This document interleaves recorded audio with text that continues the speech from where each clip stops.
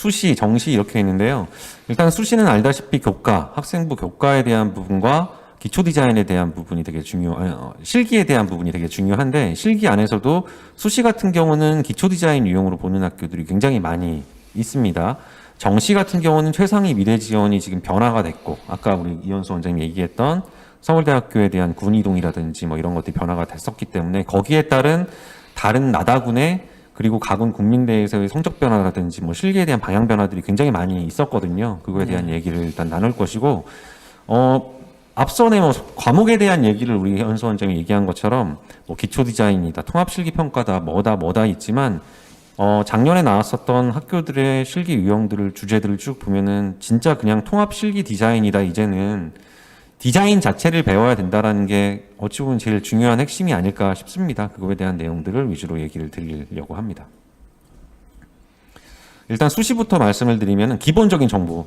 근데 이것만 알고 있으면 돼요. 사실 우리 학생들 같은 경우는 단기 전형이 있고 일괄 전형이 있죠. 단기 전형은 1단계를 학생부 교과 성적으로 정하는 일정 배수를 선발하는 학교. 2단계 같은 경우는 거의 대부분이 이제 통과가 됐을 때는 실기죠. 예, 실기로 이제 합격을 하는 전형이라고 보시면 되고, 기본적으로 가장 대표적인 거는 서울과기대. 1단계를 10배수로 성적으로 선발을 하고요. 학생부 선발하고 2단계에서는 실기 100%로 해서. 그러니까 근데 그렇기 때문에 경쟁률은 높지가 않습니다. 10배수이기 때문에 수시 6개 중에서 만약에 실기 시험도 못 보고 1단계에서 떨어지면 안 되기 때문에 되게 슬프겠죠. 그죠? 그렇게 됐을 때는 지원에 신중함이 있기 때문에 단계 전형 같은 경우는 경쟁률이 높지가 않아요. 10배수이기 때문에 12대 1, 13대 1 정도라고 보시면 되고, 일괄 전형 같은 경우는 그냥 단순히 여기 밑에 지금 예시로 보시겠지만 성신여대가 있지만 학생부 30%, 실기 70%. 1단계를 무엇으로 컷을 하는 전형이 아니기 때문에 일괄 합산으로 보는 거기 때문에 경쟁률은 굉장히 높을 수밖에 없다라고 말씀을 드릴 수 있을 것 같습니다. 그렇다면은 내가 지금 고3인 학생들 1, 2학년 때 내신 점수를 어느 정도로 받았을 때 나는 수시에서 단기 전형이 유리할 것인지 일괄 전형이 유리할 것인지가 결정이 되겠죠. 단계 전형은 사실 쓰고 싶어도 못 씁니다. 성적이 나와야지만 쓸 수 있는 거니까요. 내신 성적이. 문신. 그렇죠. 맞아요. 내신 문신. 그쵸. 내신 문신입니다. 문신 네. 잘 새겨야 돼. 지울 수가 없어요. 맞아요. 그리고 일괄 전형은 내신 성적이 좀 부족하지만 수능 성적도 생각보다 잘 안 나오는 친구들이 그러면 인서울권에 있는 학교를 가기 위해서 나는 일괄 전형, 경쟁률이 높기는 하지만 실기 열심히 해서 나는 여기를 합격을 할 거야 라는 학생들이 일괄 전형을 선택을 한다고 보시면 될 것 같아요. 예. 자, 우리 학생들 사실 제일 궁금한 내용이 앞선의 정시 같은 경우는 배치표라고 아까 우리가 얘기를 했었죠. 정시에서 몇 %의 백분위가 나오면 어느 학교를 갈 수 있다 얘기를 드렸던 것처럼 수시 같은 경우는 이제 교과 성적, 단계 전형에서의 교과 성적 같은 경우가 몇 등급이 나왔을 때 작년 기준으로 1단계를 통과를 했는지에 대한 점수를 말씀을 드리는 건데요. 첫 번째 숙명여대, 근데 숙대뿐만 아니라 단국대 죽전, 한양대학교 서울, 다 서울과기대 쭉 있지만 디자인과 같은 경우는 물론 반영하는 과목이 조금씩은 다르지만 학교별로 숙대는 국어, 영어, 사회를 전 과목을 보고 한양대, 서울 같은 경우는 생기부 서류 전체를 반영을 하고 서울 시립대 같은 경우는 전 학년, 전 교과를 반영을 하고 그러니까 그렇기 때문에 서울 시립대는 디자인과라 하더라도 1단계 컷의 점수가 낮죠. 3.2등급이고 숙대 같은 경우는 국어, 영어, 사회만 반영을 하는 거기 때문에 디자인과라 하더라도 성적이 2.6등급이 컷이라고 보시면 될 것 같죠. 그러니까 대부분의 학생들은 국어, 영어, 그래도 내신을 챙긴다라는 학생들은 전 과목을 하기가 다 힘드니까 국어, 영어 정도는 챙길 수 있도록 1, 2학년인 학생들 같은 경우는 전 과목 내신하기가 힘들다 하더라도 그런 학생들 많이 있거든요. 저 지금 다니는 학원에서 내신 포기하래요. 2학년인데. 2학년 이제 들어갔는데 1학년 때의 성적이 예를 들어서 한 5등급이 나왔다라고 하면은 제가 봤을 때는 그거는 맞는 말이에요. 예, 아무리 성적이 2학년 때 그 친구가 내신이 1등급을 받는다 하더라도 1등급 받기도 힘들겠지만 5등급 받던 학생들이 1등급 받는다 하더라도 평균적으로 봤을 때는 저 다단계 전형으로 통과하기가 힘든 성적이니까요. 근데 내신이 한 1학년 때 3, 4등급이 나왔던 3등급 정도가 나왔던 친구들은 국어, 영어라도 일단은 그 3등급이나 조금은 더 잘 볼 수 있도록 유지를 하면은 수시에서 단계 전형으로 쓸 수 있는 학교에 대한 폭이 조금 더 넓어질 수 있다라는 부분을 말씀을 드립니다. 네. 그러니까 잠깐 언급해 주셨는데 이제 미술학원에서 내신 포기해라. 저는 포기라는 단어가 참 싫어요. 왜냐면은 포기라는 것 자체는 내려놓는다는 거잖아요. 그렇죠. 그러니까 아예 그냥 내 손을 떠난다. 그래서 내가 내 손을 떠난다는 표현인데 그러는 순간 아까 전에 제가 그 학생부 그다음에 강점 이렇게 해가지고 보여드렸잖아요. 아예 어떤 전형을 포기하게 될지도 몰라요. 그렇죠. 예, 예. 그러니까 분명히 기회를 잘 생각을 해보세요. 6번의 타석에 들어가서 안타를 칠 확률과 9번의 타석에 들어가서 안타를 칠 확률과 딱 3번의 타석에 들어가서 안타를 칠 확률. 야구 좋아하세요? 조금. 네, 근데 안타를 어디가 더 칠 수 있는 확률이 높을까요? 9번. 9번이죠. 네. 그렇죠. 분명히 그렇기 때문에 분명히 자기의 어떠한 전형을 뭔가 유리한 점을 찾기 위해서는 포기란 단어 미술학원에서 지금 쓰고 있는 강사분들이 있다라면 절대 쓰지 않으셨으면 좋겠고요. 네. 그리고 솔직히 말씀드리면 고등학교 3학년 되면 수능 특강으로 수업하지 않습니까? 그죠. 그렇죠. 네. 근데 어떻게 그게 관련이 없겠어요. 네, 분명히 네. 수능 공부 열심히 하면은 내신도 뭐 유지보합을 할 수 있다고 저는 생각하기 때문에 포기하지 마십시오. 네, 내신 네. 또 비법을 우리 또 수능 마찬가지로 우리 또 잘 얘기해 주셨으니까 네. 고1, 2학년 학생들 같은 경우는 내신도 잘 관리해서 수능 성적이 생각보다 본인이 안 나올 수도 있어요. 아, 그럼요. 예, 예, 안 나올 가능성이 굉장히 높기 때문에 그랬을 때 왜 내가 내신을 포기했는지에 대한 후회를 굉장히 많이 하는 편이거든요. 그러니까 그런 거 감안하셔가지고 내신도 잘 관리하셔서 단계 전형이 훨씬 더 사실은 붙기 쉽다라는 부분은 좀 유리하죠. 인지하시고 내신 경쟁률은 준비하세요. 굉장히 중요한 지표입니다. 그럼요. 그럼요. 예. 예. 일괄 전형 같은 경우는 아무래도 단계 전형처럼 1단계의 컷이 없기 때문에 예, 경쟁률도 굉장히 높은 편이고 내신 성적에 대한 부분도 뭐 4등급, 4.5등급, 5등급, 6등급까지도 일단은 실기 비중이 되게 높은 학교들이 많이 있기 때문에 대부분 실기 70 그리고 이 성적 교과가 30% 반영이 되기 때문에 그 70%의 실기에 의해서도 성적은 조금 부족해도 충분히 합격이 될 수 있다는 게 단계 전형입니다. 그렇기 때문에 일괄 전형입니다. 그렇기 때문에 경쟁률은 굉장히 높죠. 인문 자연 계열에서 수시에서 경쟁률이 제일 높은 게 어떤 전형일까요? 논술이죠. 논술일까요? 예, 그 논술이죠. 경쟁률 어느 정도일까요? 그게? 이 일괄 75대 1 실기 같은 경우 디자인 계열에서는 거의 뭐 100대 1에 가까운 경쟁률이 나오잖아요. 아마도 글쎄요 수시 전형 통틀어서 미대 실기 전형 일괄 전형에서의 경쟁률이 제일 높지 않을까 판단은 해봅니다. 그만큼 가기는 힘들어요. 예. 하지만 그건 있는 것 같아요. 수시에서 합격하는 학생들과 정시에서 합격하는 학생들 물론 학교마다 조금씩 차이는 있겠지만 실기를 정말 더 잘하는 학생들은 준비 과정을 탄탄히 잘 겪어서 정시에 합격하는 경우들이 오히려 더 많이 있습니다. 그러니까 정시는 그림도 잘 그리는 아이들이 되게 많이 있고 수시는 그렇기 때문에 학교에서도 잘 그리는 그림을 선발하기 위한 주제를 낸다라기보다는 잘 생각하는 학생들을 위한 주제를 내는 편이거든요. 그러니까 만약에 경력이 조금 부족해도 사고력이라든지 문제 해결 능력을 좀 더 잘 키워서 수시에서 합격하는 경우들도 굉장히 좋은 어찌 보면 기회라고 보실 수도 있을 것 같습니다. 수시 가기 힘들지 않나요? 아니에요. 제가 봤을 땐 학교마다 다르지만 정시보다 수시가 더 가기 쉬울 경우들도 있거든요. 맞습니다. 네네.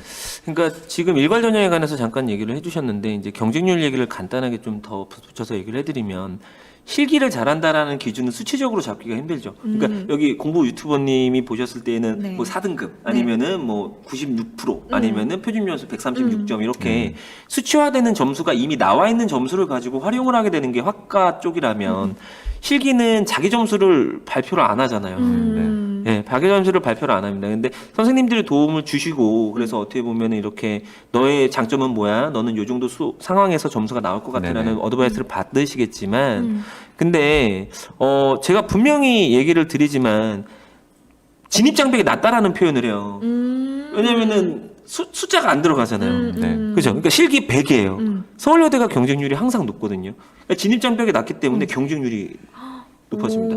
네. 네. 그래서 저는 그런 표현을 올림픽이라는 표현을 하는데 올림픽에 실력 없는 사람 나가는 거 아니잖아요. 네. 그죠? 실력 있는 사람이 가서 정말로 그날의 컨디션을 최상치로 끌어올렸을 때 메달을 딸 수가 있는 거기 때문에 상당히 어떻게 보면은 좀 어려운 건 맞지만 메달은 누가 따지 않습니까? 네, 누군가는 땁니다. 누군가는 땁니다. 그게 당신이면 되니까요. 네, 열심히 준비하시면 됩니다. 열심히 해야 되겠네요. 네. 네. 넘겨주시고요. 자, 지금 이제 쭉 텍스트를 보시면은 이번 수시 2021학년도 수시 기초 디자인에서의 실기 기출 문제에 대한 내용들입니다. 과연 이게 기초 디자인 과목에서 나올 법한 문제인지, 사고의 전환에서 나올 법한 문제인지, 통합 실기 평가에서 나올 법한 문제인지를 판단해 봐야 돼. 근데 여기에 있는 5개 학교는 전부 다 기초 디자인 과목으로 나오는 문제들이에요. 그러니까 맞아요. 이게 정시 때는 약간 차이가 있습니다. 구조에 대한 주제 유형에 대한 구조 차이는 있는데 수시 기디 같은 경우는 주제 자체가 저런 식으로 조금은 더 다양하게 나온 게 사실입니다. 그렇기 때문에 성적, 아까 내신 성적이 이제 좋은 학생들이 1단계 통과가 된다고 말씀을 드렸잖아요. 거기에 통과됐던 2단계에서 지금 실기고사를 봤던 친구들 중에서 표현력이 조금 부족해도 지금 뭐 날개 깃털을 활용하여 상승과 날개를 표현하시오. 지금 서울시립대 여행 홍보용 포스터를 제작하시오. 그러니까 예를 들어서 지금 보시면은 이걸 어떻게 근데 왜 바로 이렇게 생각해서 놀라세요? 그려야 되는 거잖아요. 맞아요. 예. 와. 그걸 준비시키는 분들이 저입니다. 네. 와. 이런 거 여기서 해야 되는 거죠? 네. 여행 홍보 포스터를 그러니까 예를 들어서 지금 정시에서도 상위권 학교에서 연결되는 내용인데요. 시각 산업 공간 디자인과라는 기본적인 저희 디자인 그 전공 분야에서도 그동안은 산업 디자인과에 관련된 문제들이 좀 많이 나왔다라고 하면은 올해 같은 경우, 작년 같은 경우는 시립대도 그렇고 정시 서울대도 그렇고요. 시각 디자인, 특히 이제 뭐 인포그래픽이라든지 타이포그래픽이라든지 포스터 디자인을 할 수 있는 문제들이 작년, 재작년, 지금 어찌 보면 트렌드처럼 계속 나오고 있거든요. 그러니까 그런 문제들이 연속적으로 나오고 있다. 뭐 서울여대 같은 경우는 기초 디자인을 지금 배우는 학생들이 지금 이 방송을 보고 있는 학생들 많이 있겠지만 전혀 생각해보지 못했던 산업 디자인, 입체물에 대한 부분들을 묻는 문제들도 작년 서울여대 산업 디자인과에서는 나왔었고요. 근데 정시에서는 또 굉장히 또 베이직한 문제가 또 나왔었죠. 수시에서는 조금은 더 그런 부분에서 여러 가지 어떤 다양성을 연구했던, 준비했던 학생들을 선발하기 위한 문제들이 되게 많이 나온 겁니다. 한양대 응용미술과는 놀이기구를 디자인하고 수시에서는 자꾸 무언가를 디자인하고 만들려고 합니다. 예, 그런 것들이 조금씩 달랐더라고 보시면 될 것 같고 경기대, 뭐 수원대는 미래세계, 뭐 고령화 사회, 청년 취업, 그러니까 사회 이슈화되고 있는 그런 부분에 대한 것들도 기초 디자인에서도 심심치 않게 이제 나오고 있다라고 보시면 될 것 같아요. 다음 페이지 넘겨주세요. 그래서 이제 거기에 맞는 주제 연출과 관련된 이제 수시에서 합격한 학생들의 그림들이죠. 첫 번째가 한양대 서울응용미술과 이제 뭐 그 놀이기구를 디자인하는 문제였고요. 공간 구성을 해야 되는 부분은 저 학생이 어찌 보면 가장 기본적인 의도였지만 더 중요한 거는 소재로 주어졌던 마스크랑 그 커피 여과 종이를 가지고 놀이기구를 어떻게 구조적으로 만들 것인지. 저거 어떤 놀이기구처럼 보이세요? 바이킹 같기도 하고 롤러코스터 같기도 하고. 네, 롤러코스터라고 합니다. 이 학생의 지금 의도 같은 경우는 그러니까 그런 부분에서의 놀이기구. 그러니까 실제 그냥 주어진 소재를 그대로 관찰해서 직관적으로 그려내는 게 그동안의 기초 디자인 과목이었다라고 하면은 그 각각의 사물들의 심미적인 의미를 통해서 어떤 새로운 형태와 새로운 상황들을 재디자인하는 능력들을 수시 기초 디자인에서는 많이 봤다라는 게 좀 다른 점이다라고 보시면 될 것 같아요. 그 다음 그림은 뭐 과기대 이렇게 쭉 있습니다. 연출 중심의 그림들 지금 뭐 경기대학교 청년 취업에 관련된 문제가 첫 번째였고 두 번째가 고령화 사회였죠. 그러니까 문제는 고령화 사회 청년 취업이지만 소재들 같은 경우는 그거와 관련성이 있는 청년 취업이니까 커피가 담겨져 있는 종이컵과 책과 시계를 줬고 고령화 사회니까 지팡이라든지 시계라든지 돋보기라든지 이런 좀 그거와 관련성이 있는 사물들을 같이 제시를 한 게 이색적입니다. 그리고 뭐 수원대 그림이라든지 용인대 그림 이렇게 같은 기초 디자인이기는 하지만 완성이 된 그림들 지금 이 4장의 그림 같은 경우는 주어진 소재 이외의 다른 사물을 사용하지 않고도 이 각각의 제시어들을 잘 표현을 한 건데 그거는 결국은 역시나 조형적으로 미술하는 학생들한테 제일 저희가 많이 쓰는 단어가 조형이라는 단어입니다. 조형적으로 잘 표현할 수 있게끔 하는 게 제일 중요한 포인트라고 보시면 될 것 같아요. 네. 근데 제가 주제가 재밌었잖아요. 네네. 지금 얘기하셨던 것처럼 저희 캠퍼스에서 붙었던 네네. 그림들이 있는데 건교대에서 얘기했던 게 청년 실업이라든지 노인의 고령화 사회라든지 저 맨 마지막에 있는 거는 이제 시간 여행을 네. 하는 건데 솔직히 이제 미술 전공자는 아니시니까 네네. 사항적으로 저 그림을 보셨을 때 가장 어떻게 보면 생각나시는 게 혹시라도 있으시다라면 좀 얘기 한번 해보시면 재밌을 것 같아요.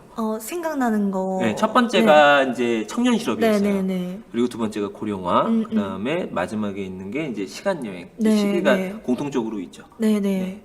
근데 뭐 생각나신 거 있으세요?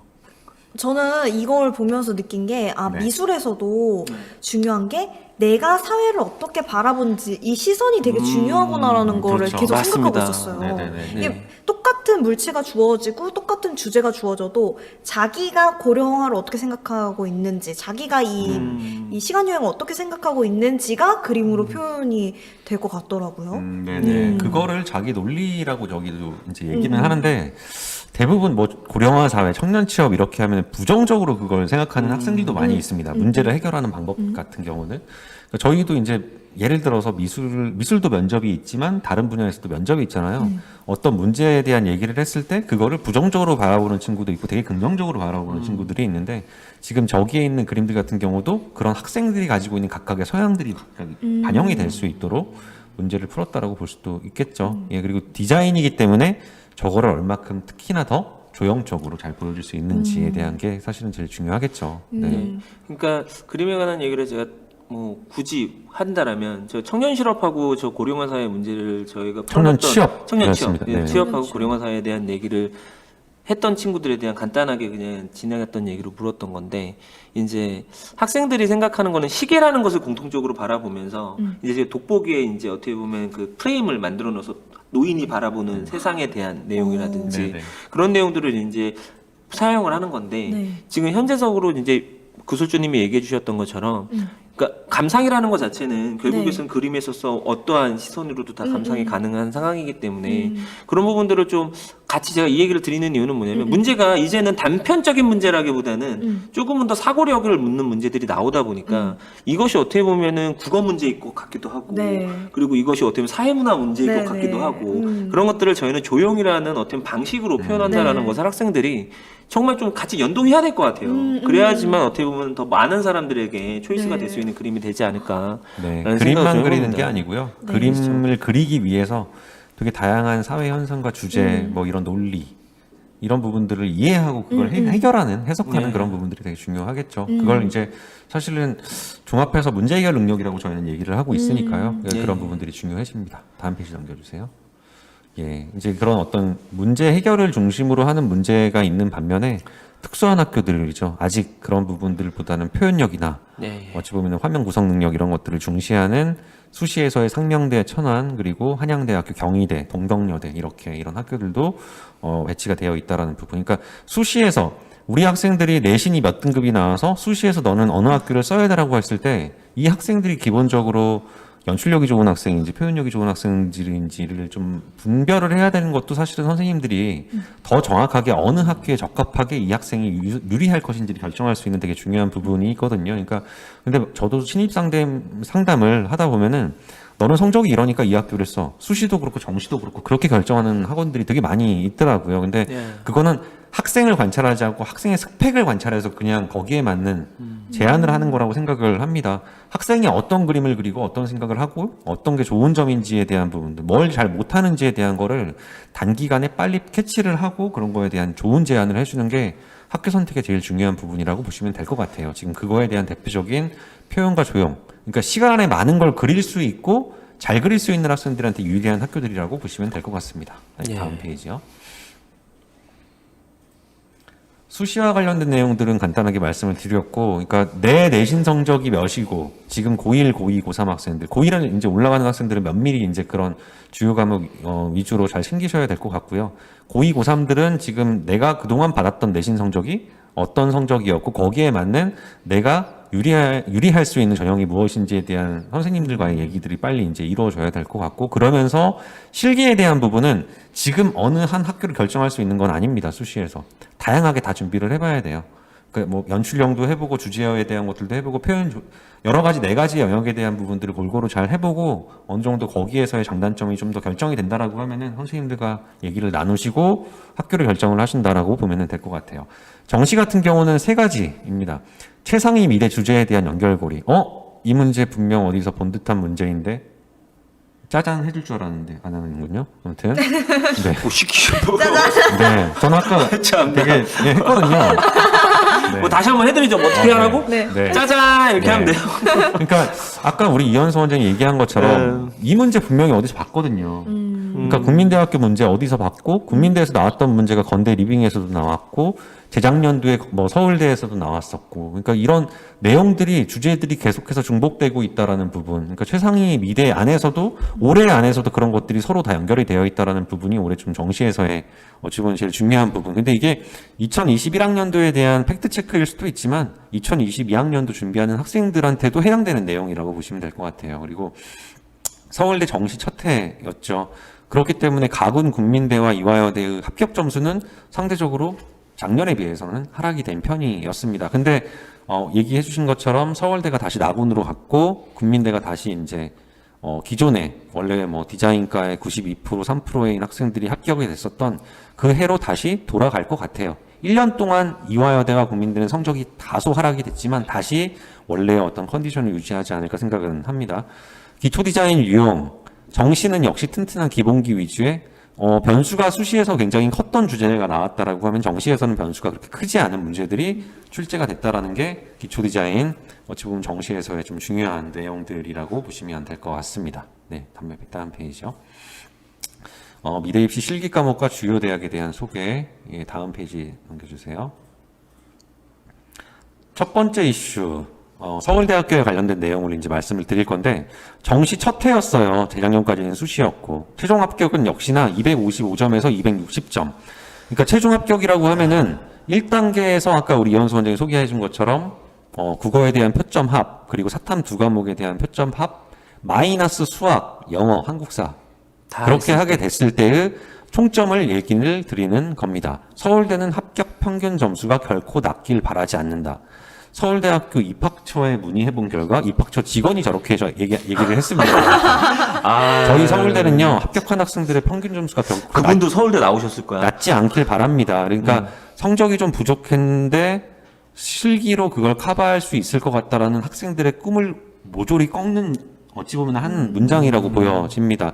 1단계 통과가 되면 2단계의 수식이 다시 한번 이제 또 적용이 되는데 2단계는 30점 만점이 되는데 수능에서 높은 성적과 낮은 성적의 갭 차이를 더 벌려놓는다라는 거거든요. 그러니까 최종적으로 저희가 디자인과에서 21명의 정시 합격자가 있었는데 그 중에 거의 한 18명, 19명 정도는 다 259, 260 이상의 올 거의 1등급의 학생들이 합격을 했다고 하더라고요. 그리고 한 2~3명 정도의 학생들은 250점대 중후반 정도의 학생들이 합격을 했다고 합니다. 그러니까 서울대는 올해까지의 10배수, 아까 우리 현수 원장님이 얘기한 것처럼 올해까지도 이 성적은 유지가 될 겁니다. 근데 아까 우리 구설주님께서 수학에 대한 부분 얘기해 주셨잖아요. 중요하게 일단은 상위권 학생들이 생각해야 된다.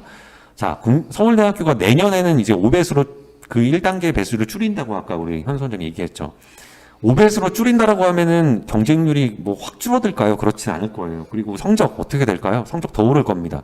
어느 과목에서 오를까요? 제가 봤을 때는 이 수학도 이제는 뭐 너가 6등급이어도 국어 탐구 잘하면은 통과할 수 있어. 이거는 10배수였을 때는 괜찮았는데 5배수로 만약에 줄어들면은 수학도 웬만하면은 감점 안 당하게 해야 됩니다.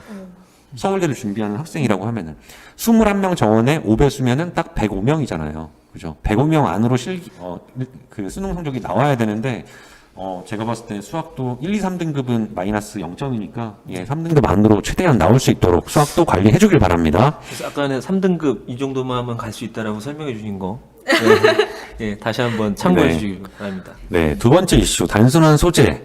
소재는 굉장히 단순하게 나왔습니다. 이번에 서울대학교 디자인과랑 공예과 같은 경우는. 근데 그 안에 있는 주제에 대한 논리력과 조형 능력 같은 경우를 굉장히 꼼꼼하게 볼 수 있는 문제가 나왔다라는 부분이 올해 서울대학교 이슈. 그림을 보면서 다시 한번 말씀을 드릴게요. 다음 페이지요.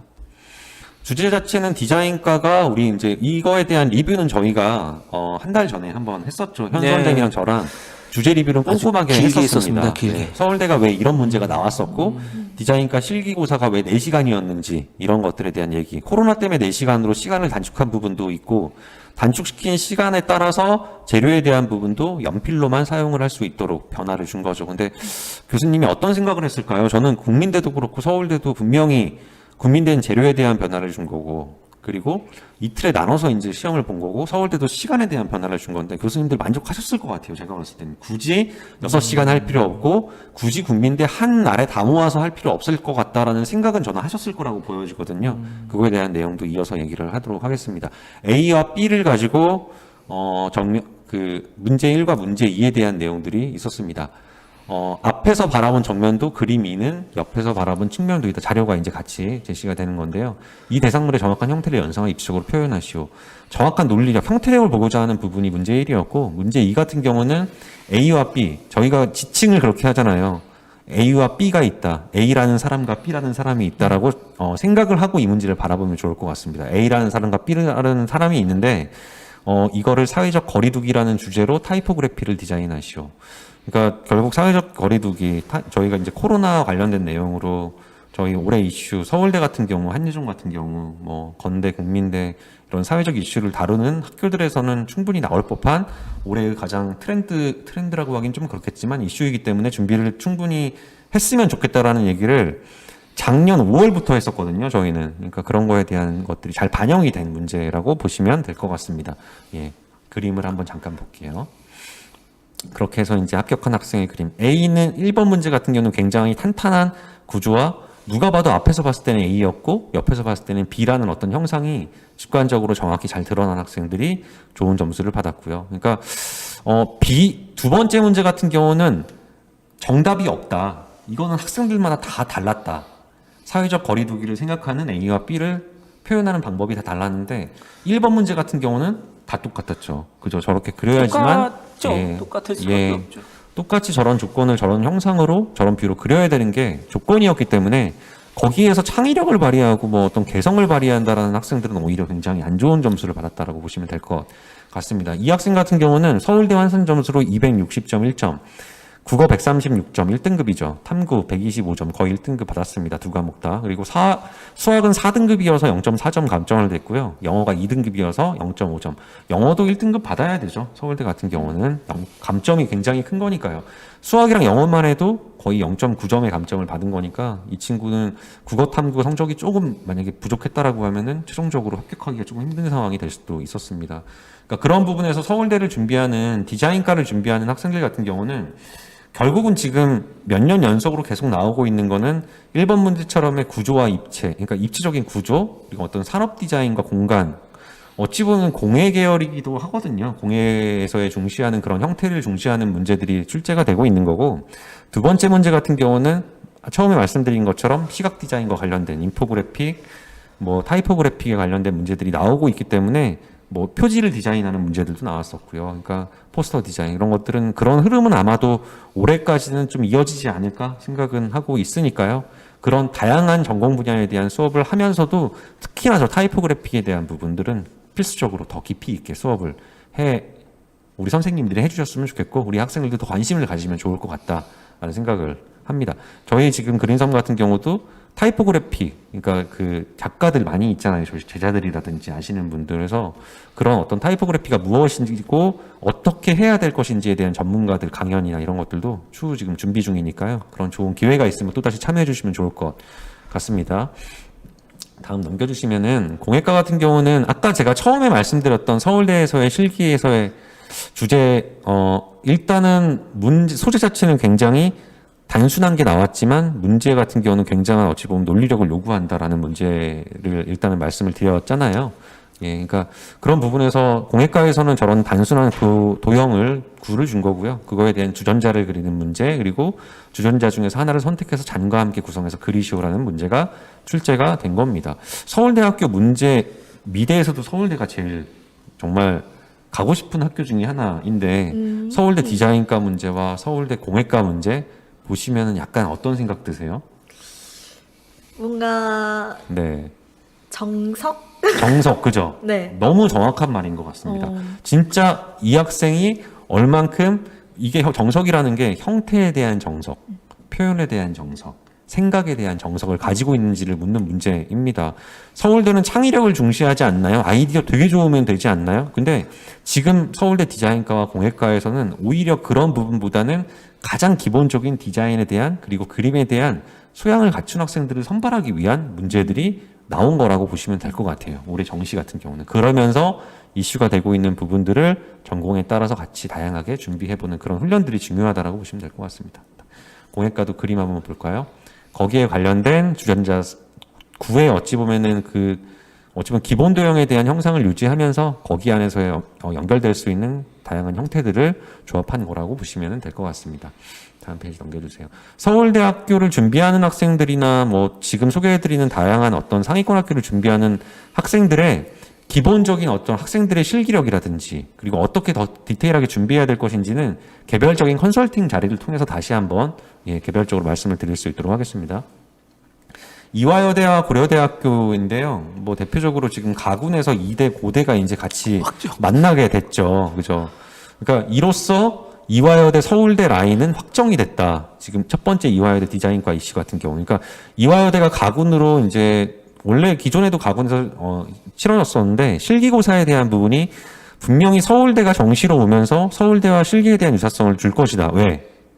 서울대가 낙원으로 이동하게 되면은 자연스럽게 서울대의 자원을 누가 뺐느냐라는 얘기를 하는 거 아니에요. 동시에 가져가느냐. 가군에서 어느 학교가 서울대 자원을 뺐느냐, 확보하느냐에 대한 게 굉장히 큰 싸움인데 이대는 딱 대놓고 우리 서울대랑 똑같이 낼 거야라고 작년에 문제를 그렇게 출제를 한 겁니다. 그러니까 서울대 본 아이들은 올해 서울대와 가군의 이대를 쓸까 국민대를 쓸까 고민하는 아이들은 이대랑 서울대 큰 차이가 없으니 이대를 한번 써봐야지라고 생각하는 아이들이 굉장히 많이 있을 겁니다. 근데 그렇기에는 지금 여기에서 이화여대 서울대는 확정이라고 졌지만 국민대 또한 서울대랑 그렇게 다르지 않게 문제를 이제는 내고 있고 올해도 낼 가능성이 굉장히 크다.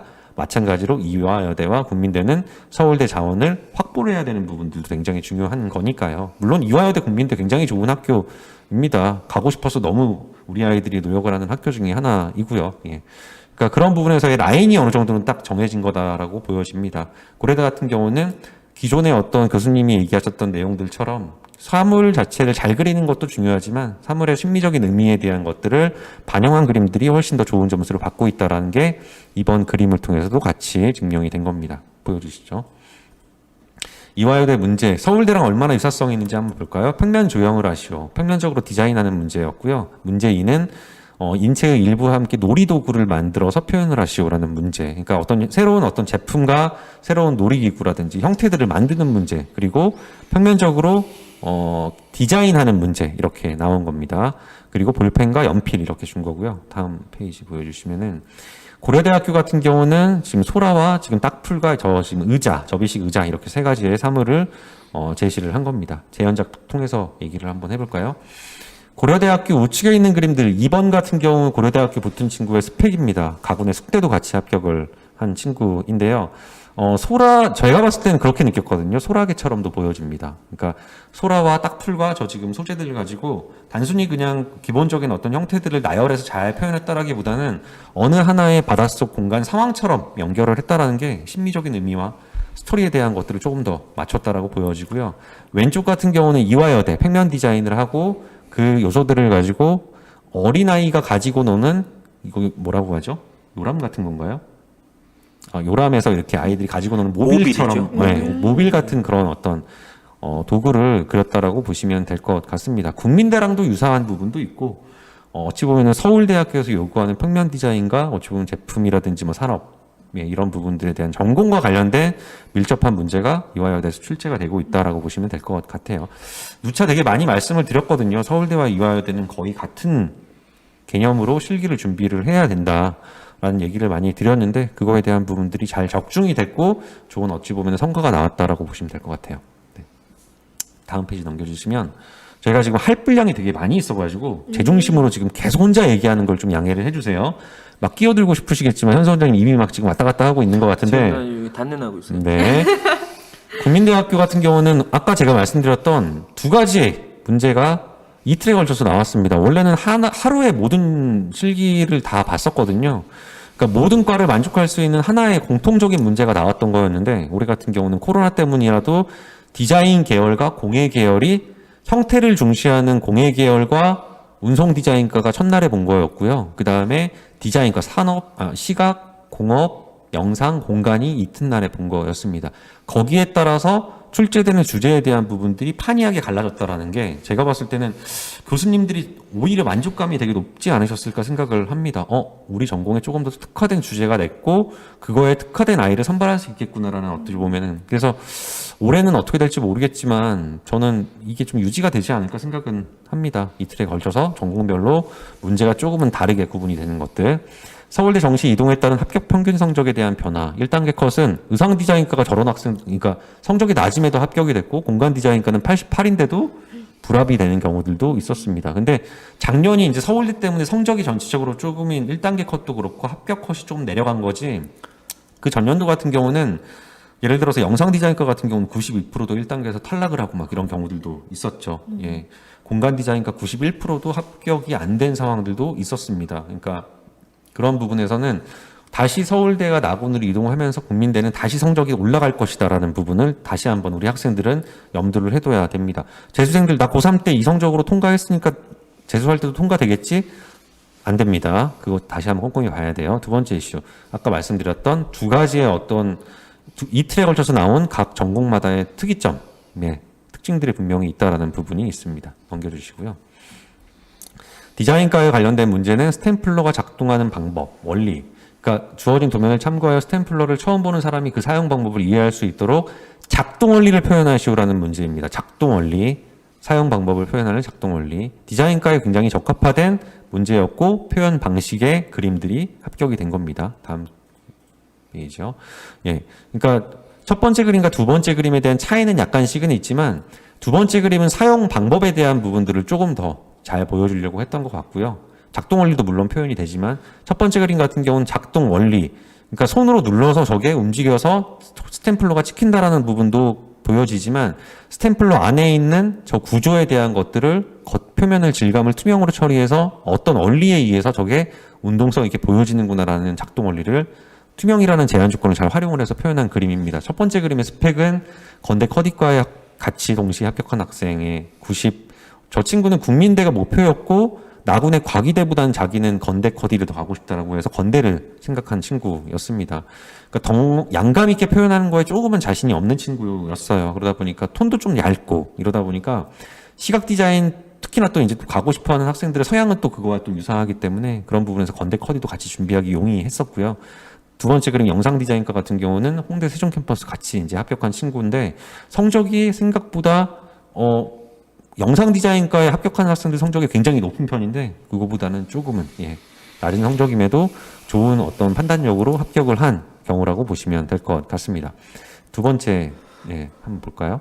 아까 말씀드렸던 것처럼 공예 계열 같은 경우는 형태와 표현 이쪽으로 굉장히 또 중시가 되고 있기 때문에 그런 부분은 첫 번째 디자인과는 오히려 개성을 많이 보여줄 수 있는 문제는 아니었는데 두 번째 이 문제 같은 경우는 색조에 대한 선택, 조합에 대한 능력 이런 부분에서는 학생의 개성 이런 것들도 잘 보여질 수 있었다라고 보여집니다. 저희 입시 설명이 시작하기 전에 우리 합격한 학생의 영상, 우리 또 잘생긴 건희 학생의 영상을 보면은 자기 그림의 장점을 색채라고 얘기했거든요. 색채에 대한 부분을 굉장히 다채롭게 잘 썼다라는 부분이 자기 장점으로 얘기한 것처럼 이 문제 같은 경우는 그런 부분에서도 분명히 학생의 개성을 잘 보여줄 수 있었다라고 보여집니다. 재현작 잠깐 볼게요. 네, 첫 번째 학생은 의상 디자인과 성적은 91%였고 두 번째 도자공예 학생이었는데 86%의 성적으로도 저 학생은 저렇게 합격이 된 겁니다. 그러니까 바다가제를 어떤 형식으로 되게 디테일하고 완전 메카니컬하게 조합을 할 수도 있겠지만 그렇게 된다라고 하면은 저 지금 주어진 문제에서의 도형,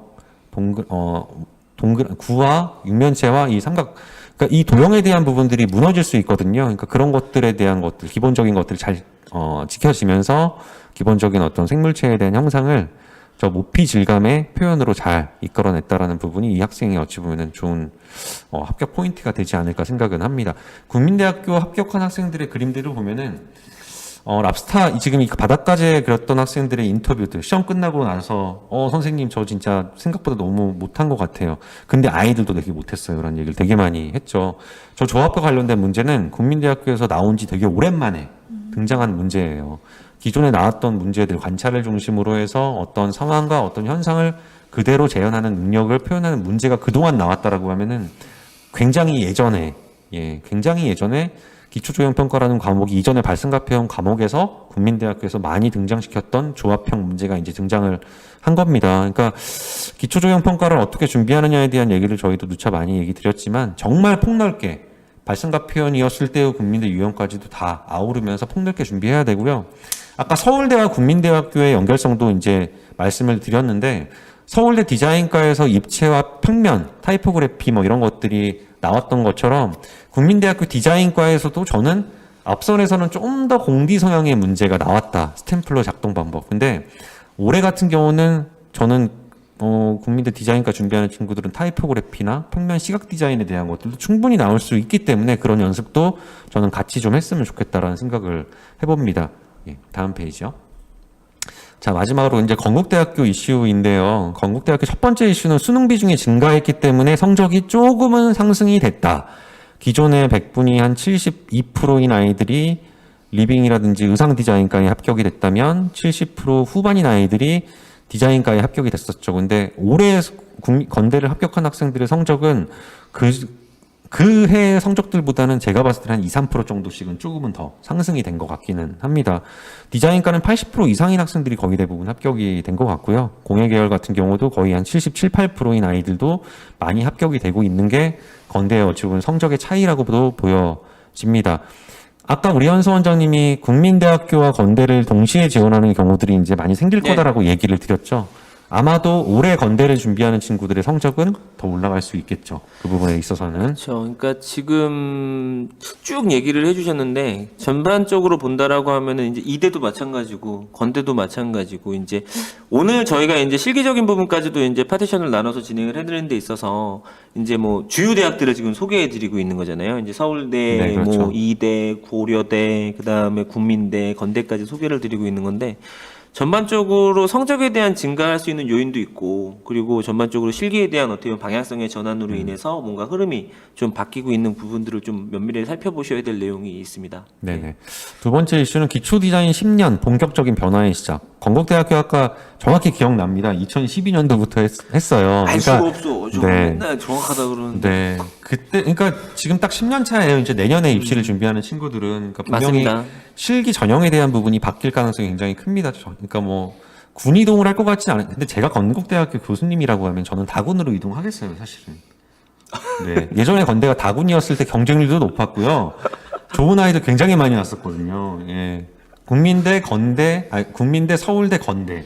국민대, 홍대, 건대 이 라인이었거든요, 예전에. 네. 근데 약간, 예, 아무튼 그런 부분에서 기초 디자인이라는 과목 자체의 변경과 전형에 대한 변경, 면접을 과연 추가시킬 것인지 이런 것들도 지금 본격적으로 논의를 많이 하고 계신 것 같아요. 그러니까 내년에는 또 그런 변화되는 요소들 발표되면 또 말씀드릴 수 있도록 하겠습니다. 다음 페이지요. 저희는 시각 디자인과 영상 영화과에 대한 주제를 너무나 똑같이 맞췄습니다. 연습했던 친구들은 되게 좋은 결과를 또 얻었었죠. 그쵸, 그러니까 네. 연습을 아무래도 아무 생각 없이 아무 준비 없이 했던 친구들에 비해서는 표현하는 부분 일단은 본인의 자신감이 되게 좀 많이 있는 충분한 상태에서의 5시간의 실기 시험을 보는 거랑 그게 아닌 상태에서 보는 거랑의 집중감 차이는 굉장히 또 클 거라고 보고 있기 때문에 그런 부분에서 또 좋은 결과가 얻었습니다. 커디과는 정말 이제는 커디과 평면 디자인을 하는 문제가 나온 거고요. 그거에 대한 부분으로 평면적인 배치 레이아웃을 할 수 있는 문제가 출제가 된 겁니다. 예, 다음 페이지 넘겨주세요. 실제 합격한 학생의 그림들입니다. 아까 제가 말씀드렸던 국민대학교 시각디자인과에 합격한 학생, 중복 합격한 학생의 그림이 그림 2번 우측의 그림입니다. 그러니까 뭐 디자인하는 능력 자체가 워낙 또 좋은 학생이기 때문에 아까 스탬플러 그림도 그렇고 이 그림도 그런 요소라고 보여지고요. 첫 번째 그림 같은 경우는 성적은 이제 74, 68. 그러니까 성적이 그렇게 높은 학생은 아니었는데 성신여대 산업디자인과랑 같이 중복으로 합격한 어찌 보면 평면 디자인이지만 색상에 대한 자유였고 색조에 대한 부분도 얼마큼 조형적으로 잘 판단해서 표현하는지에 대한 되게 중요한 어찌 보면 많은 능력을 볼 수 있는 문제였는데 그런 패턴 디자인을 일단 능숙하게 되게 잘한 학생이라고 보시면 될 것 같아요. 다음 페이지요.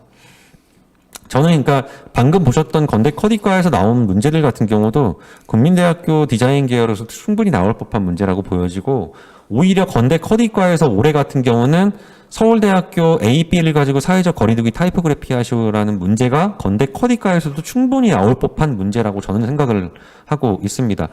건대는 더 직접적으로 과에 대한 전공에 대한 어찌 보면은 그 문제가 직접적인 문제가 나올 거라고 예상을 하고 있기 때문에 이제는 뭐 타이포그래피라는 단어 자체가 문제에서 제시어로 나올 가능성도 굉장히 크다라는 부분이죠. 자, 영상영화과 같은 경우는 아웃포커싱. 그러니까 우리 현서 원장님이 주제에 대한 연구를 하시면서 소재들의 어느 하나의 어떤 카메라 메커니즘에 대한 것들을 좀 추가하면 어떨까라는 고민을 하면서 아웃포커싱을 그때 한번 해본 거였는데 그게 그대로 반영이 돼서 시험 문제로 나왔고 되게 좋은 결과로 합격이 됐죠. 거기에 이제 합격한 학생의 그림들을 보시면은 다음 페이지 넘겨주세요. 네. 어떤 설레임에 대한 부분과 아웃포커싱에 대한 내용들, 설레임을 도구를 통해서 표현을 해야 되는 거고 기법은 아웃포커싱으로 지금 첫 번째 그림과 두 번째 그림에 대한 부분들이 되게 잘 표현이 된 겁니다. 성적을 보면은 아까 제가 초반에 말씀드린 것처럼 건대 붙은 친구들의 성적이 결코 낮지는 않아요. 디자인과 같은 경우는. 그러니까 80% 이상 되는 학생들이 디자인과에 다 합격이 되고 있는 상황이다. 사실 실기를 이거보다 더 잘하는 학생들도 있었겠지만 성적에 대한 부분들이 이제 반영비가 60%로 좀 늘어난 부분도 있기 때문에 예, 그런 부분에서는 성적도 좀 많이 더 챙겨야 된다. 올해 같은 경우는 저 성적은 기본이고요. 이제 더 잘 받을 수 있도록 해야 되겠죠. 네, 다음 페이지 넘겨주세요. 영상영화과에선 그러면 과연 올해엔 뭐까지 준비를 해야 되느냐? 저는 스토리텔링, 굉장한 스토리텔링과 어찌 보면 사운드를 들려주고 그거에 대한 스토리를 짜는 어떤 그런 유형까지도 혹은 중대 무대미술과에서 나오는 그런 어떤 희극의 한 장면에 대한 것들을 뭐 다른 그동안은 도구를 통해서만 표현했다라고 하면은 인체를 통해서도 표현할 수 있는 문제들도 영상영화과에서는 건대에서 이제 나올 수 있을 거다라고 보여집니다. 건대 산디과 같은 경우는 우리 학생들이 이거 뭐야라고 시험 끝나고 얘기를 한 학생도 있었고 평소와 준비했던 게 유사하게 나왔다라고 얘기했던 학생들도 있었습니다. 건대는 형태력을 중시하고 있는 부분은 누구나 다 건대 준비하는 학생들은 다 알고 있는 내용이고 기본적인 도형들을 위주로 표현을 할 것이다라는 거는 작년이랑 크게 재작년과 다를 바는 없습니다. 근데 한 가지 다르다라고 느꼈던 거는 저 밑에 있는 이미지, 구름이 있는 하늘의 이미지를 같이 제안을 했다라는 게 좀 다른 거였는데요.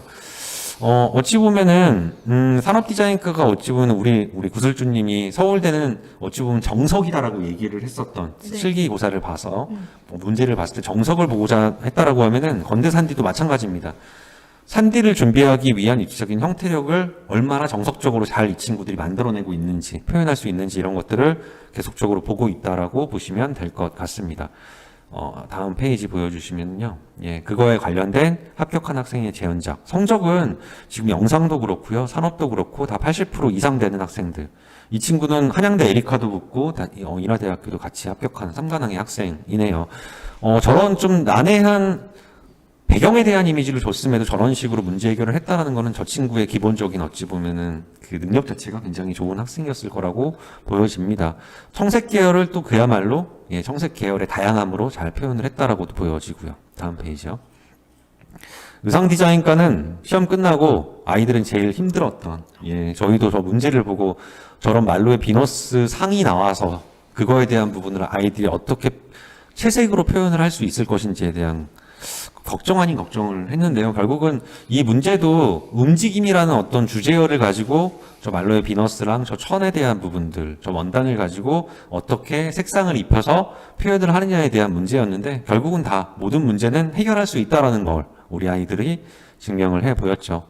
다음 페이지 보여주시면은 비너스에 대한 말로의 비너스의 저런 다양한 어찌 보면은 색조에 대한 부분들로 다양한 어찌 보면 연출적인 요소들로 표현을 한 거죠. 그러니까 저렇게 그린 학생들도 있고 제가 보니까 저희 그린섬에 런웨이를 그린 친구도 있더라고요. 붙었어요? 예, 붙었습니다.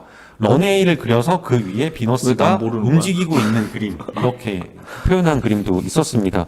되게 아이디어 좋은 것 같아요. 그리고 그런 그림들을 합격시켜 줬다라는 부분에서는 건국대학교에서 기존에는 그런 그림들이 너무 상황적이다라고 사실 좀 이렇게 걸렀던 것들도 있는 거였는데 그런 부분들에 대한 용인을 했다라는 거는 연출적인 어찌 보면 확장성을 좀 더 넓혀가고 있다라는 게 건대에서의 변화되고 있는 내용이라고 보시면 될 것 같습니다.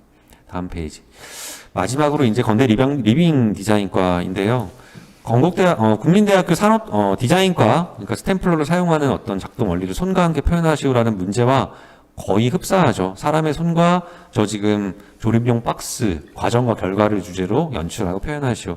열려있는 그 조립용 박스를 손으로 조립을 하고 있는 과정에 대한 것들을 표현할 수 있게끔 하는 문제였습니다. 재료만 다를 뿐이지 문제의 구조 그리고 아웃풋은 거의 국민대랑 흡사하다라고 보시면 될 것 같아요. 네. 합격한 학생의 그림을 보셔도 그런 부분에서는 레이아웃, 다음 페이지 넘겨주세요. 레이아웃이라든지 이런 것들이 거의 흡사하게 논리적으로 정확하게 잘 표현이 되고 있다라는 부분이 저 학생의 합격 포인트라고 보시면 될 것 같습니다. 마지막 정리하는 내용 이제 볼게요. 건국대학교에 대한 내용은 수능 점수 아까 말씀드린 것처럼 상승이 될 것이라 예상이 되고 있고요. 국민대 건대 지원 라인이 형성이 가능해졌습니다. 이제 국민대 보는 아이들이 재료만 조금 더 다양하게 연습을 해서 주제 유형에 대한 부분들은 건대랑도 좀 흡사한 부분, 물론 전공에 따라 좀 차이점은 있겠지만 생긴 거거든요. 그러니까 그런 부분 좀 특이점이라 보시면 되고 국민대 수능 점수가 다시 한번 상승될 가능성이 있다라는 부분 모두 다 예측할 수 있는 거고요.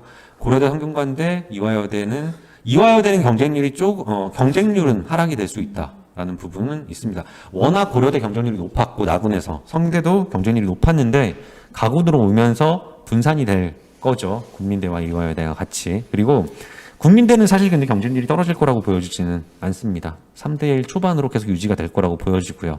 디자인과 같은 경우는 수시에 집중을 하는 반수생이 올해도 강세일 것이다. 그러니까 코로나 때문에 대학교 온라인 수업을 병행을 하면서 수능을 같이 준비하거나 실기를 같이 준비하는 반수생들이 되게 많이 있을 거기 때문에 그 중에서도 나 고3 때 내신 성적은 좋아서 1단계는 통과를 했는데 실기에서 떨어져서 정시에서 어찌 보면은 본인이 의도했던 성적보다는 조금 잘 안 나와서 의도치 않은 학교를 간 학생들 같은 경우는 내신 점수는 우리 낙인처럼 계속 남아있는 거잖아요. 그러니까 내신 본인의 3등급 이내의 성적을 가지고 수능 공부를 안 해도 실기로 통과할 수 있는 단계 전형, 수시 전형으로 노릴 가능성이 크다라는 부분이 올해의 포인트라고 보시면 될 것 같습니다. 다음 페이지요. 최상위 미대와 기초 디자인 수시, 일반대 디자인과 전공 성향, 뚜렷한 주제 유형에 대한 필수적인 준비가 필요하다라는 부분, 앞선에 이제 쭉 말씀드렸던 내용이고요.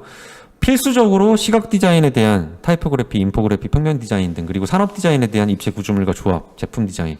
이거는 서울대뿐만 아니라 국민대학교, 기초 디자인 포함된 모든 학교들도 이제는 저런 전공에 되게 밀접한 문제들이 구조적으로 나올 가능성이 큰 거니까 저런 전공과 관련된 내용까지도 이제는 실제 수업에서 이루어져야 된다라는 게 오늘 저희 실기 최상위 미대에서의 핵심 포인트다라고 말씀을 드릴 수 있을 것 같습니다. 와, 박수 한번